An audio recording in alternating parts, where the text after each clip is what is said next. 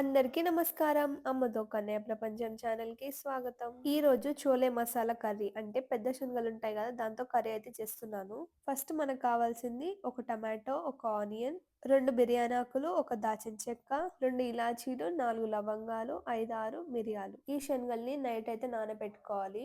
Morning కుక్కర్‌కయితే పెట్టి 3, 4 whistles అయితే రావాలి. ఇప్పుడు పాన్‌లో అయితే 1 ½ స్పూన్ ఆయిల్ అయితే వేయండి.